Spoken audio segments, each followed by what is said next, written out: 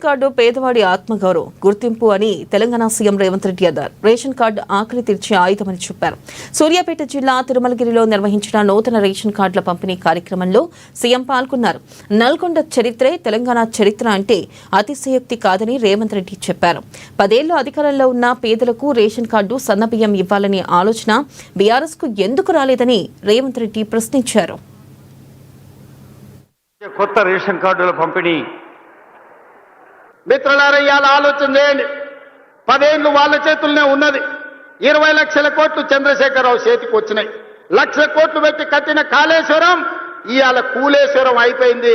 కట్టింది కూలింది 3 ఏళ్లలోనే అయిపోయింది. వెనకట్టెవడో బుద్ధిమంతుడంట పందిరేస్తే కుక్కతోక తలిగి కూలిపోయిందంట. చంద్రశేఖరరావు కట్టిన కాళేశ్వరం 3 ఏళ్లలో కూలేశ్వరం అయింది. నేను అడుగుతున్న ఇవాళ ఈడికి వచ్చిన వాళ్ళని, ఇంజనీర్లను, తెలంగాణ మేధావులను ఆలోచన చేయండి.